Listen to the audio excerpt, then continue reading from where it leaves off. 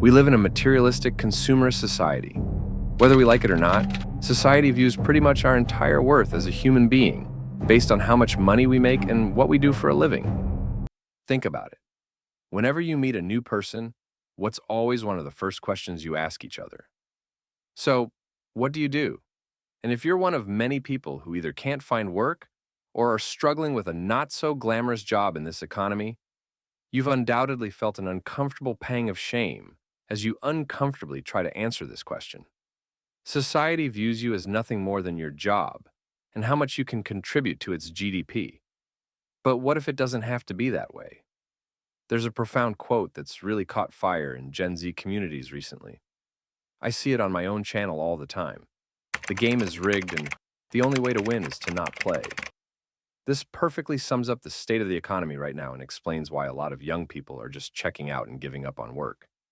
This is a fantastic start of a mindset shift from centuries of consumerist brainwashing. But what if we could take it a step further? What if you could not only escape the rigged game? What if you could change the game itself? This is the hidden power of unemployment that I see in a lot of Gen Z today. 2011, Los Angeles. 13 years ago, I was a young man in my early 20s, the same age a lot of you watching this video are right now. There was a guy who I assumed to be around my age, who I frequently played basketball with at my local gym.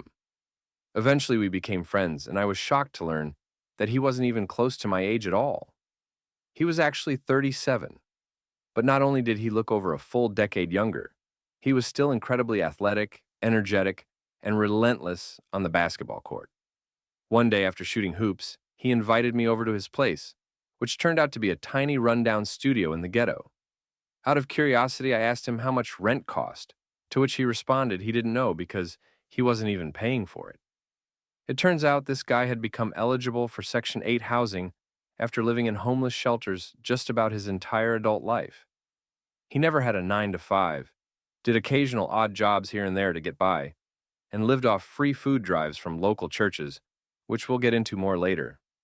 I was never a judgmental person about this stuff, and I had begun to question the system myself at that point too.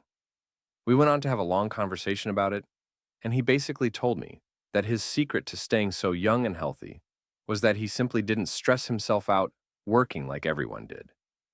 Now, some of you watching might say this is cope, but I actually think you might be the one coping if you think this. Everything this guy said was a fact, whether you like it or not. I hadn't seen anyone else his age that young and healthy. And it is a scientifically proven fact that work-related stress is horrible for your health. Back in 2011, it was a very different time. This was long before Gen Z came of age, and all these anti-work sentiments gained traction. We were kind of alone in thinking that way at the time, but seeing an entire younger generation wake up and rebel against this toxic system has given me an unprecedented amount of hope in you. Part 2. The elephant in the room. First of all, let's address the major elephant in the room here. Of course, we would all love to just not work and do whatever we want all day. But how do you survive without a job? You have to feed yourself. You have bills to pay. Believe it or not, it's actually very possible to survive and live a somewhat serviceable lifestyle without a traditional job. And no, I'm not talking about getting lucky as an influencer or hitting the jackpot with the crypto markets. Everyone already knows about those. You don't need my help or advice if you want to pursue that. I'm not even talking about making money in general, as that's dependent on all sorts of factors outside of your control, such as the economy. I'm talking about ways to reduce your living expenses to just a few $100s a month, or even close to zero. Literally anyone can do this, because it's about saving money, not making money.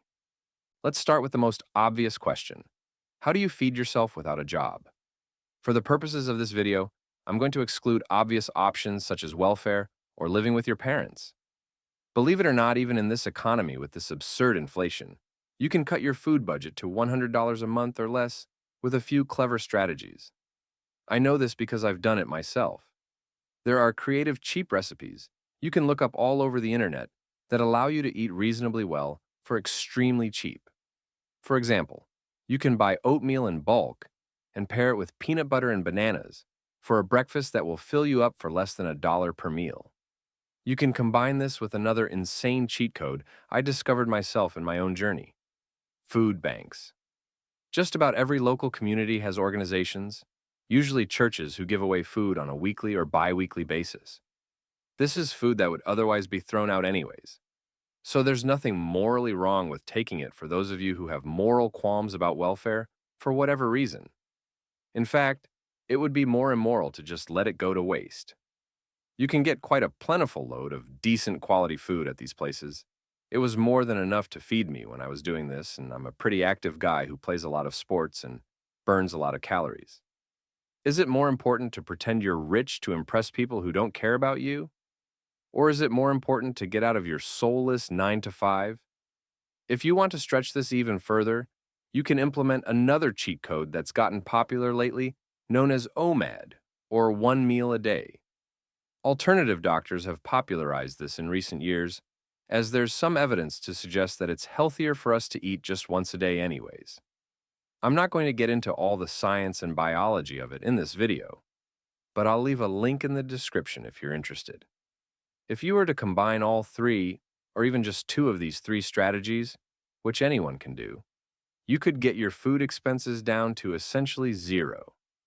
To be safe, let's say $100, as you'll probably want to occasionally eat something of your own choosing too. Next, let's talk about shelter.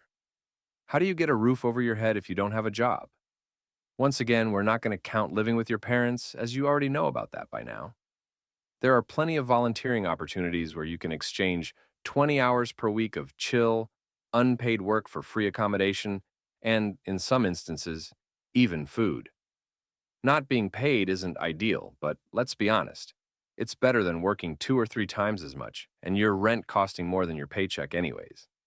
The website I used to find all my volunteering gigs was Workaway. I'll post the link in the description, and don't worry. No, I'm not running any affiliate links on it.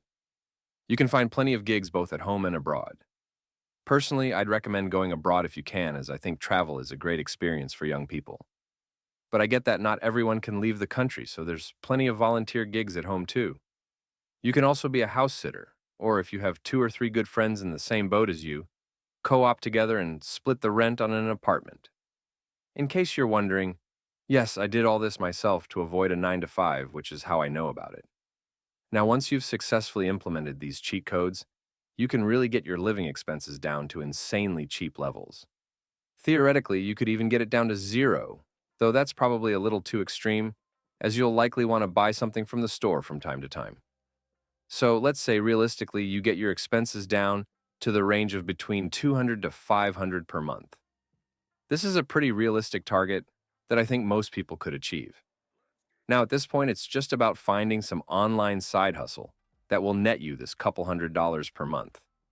Online side hustles sort of have a bad reputation right now because it's really hard to make a full-time living off them. But making a few hundred per month from it is absolutely feasible. A few examples of things you can do are captions, stock photos, and tutoring. These all require little to no experience and are relatively easy gigs to pick up. Certainly a lot easier than getting a job. Once you get the hang of it, you can actually make $1,000 a month or more, which will actually allow you to save money with your new minimalist living expenses. There's so many options when it comes to surviving without a job that the strategies I shared with you here are just the tip of the iceberg. At some point, I'll make a full-on video guide about this if you guys are interested. Let me know in the comments.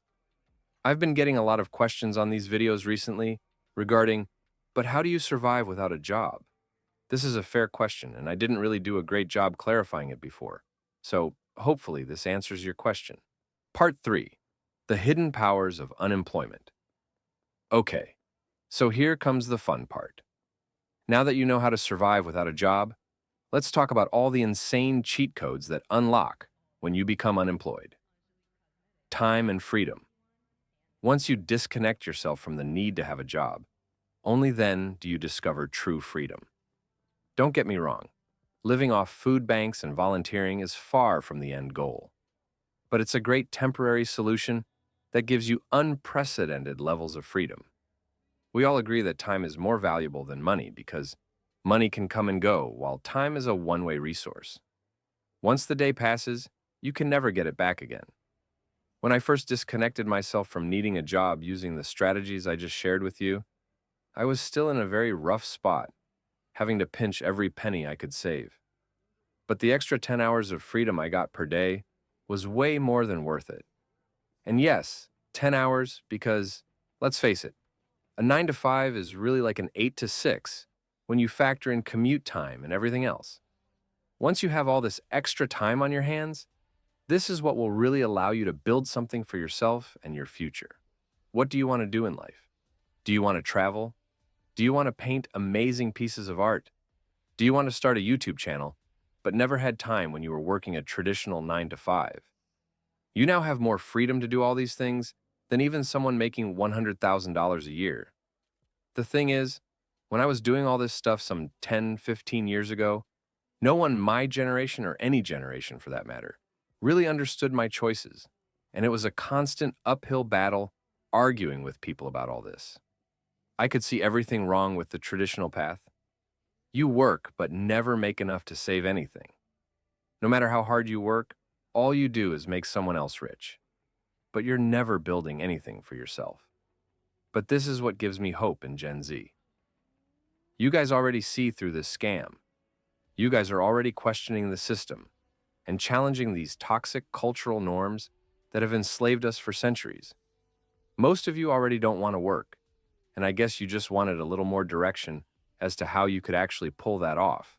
So hopefully this advice helps. Part 4. Someone has to work to keep things running. Now, another frequent response I get from my videos is, but someone has to work to keep society running. This might not be true for too much longer with AI on the horizon, but let's stick to the current year for now. The thing is, these comments have it all backwards. These philosophies I'm sharing with you aren't meant to demean those working at normal jobs at all. In fact, quite the opposite. These philosophies will actually help them more than anything. One of my biggest beefs with this stupid materialist world we live in is that our society is constantly looking down on and demeaning millions of people who are doing important work necessary to uphold the very society that looks down on them. Fast food workers, janitors, grocery store workers, and the like. In my opinion, they're also criminally underpaid. But why? If we look at the numbers, we see their productivity far exceeds their wages, meaning their bosses and CEOs are stealing from them. And they're able to do this because the average worker constantly has the threat of homelessness looming over their shoulder if they quit or get fired from their jobs. They have all the leverage, while the average person has none. But if enough people watch this video, learn how to quit their jobs, and survive without working, this would all change, and everyone working these necessary jobs would have the leverage to negotiate for far better wages, because they would no longer be so replaceable. Even on an individual level, it could be tremendously empowering. Let's say you watch this video, and you're not someone who wants to quit their job. If you learn these strategies, however, you can finally stand up to your toxic boss and negotiate for better wages and working conditions. This all becomes possible once you remove the threat of homelessness and starvation as a tool of leverage from your employers. So, as you can see, it's a win-win for everyone. Those who don't want to work won't have to, and those who do still want to work will be paid much better wages. In this video, we really only had time to cover a few strategies, such as food banks and volunteering. But the truth is, there are many, many more ways to check out of society and escape the matrix. If you want a more detailed guide on all the ways you can do this, check out our Check Out of Society tier list video right here.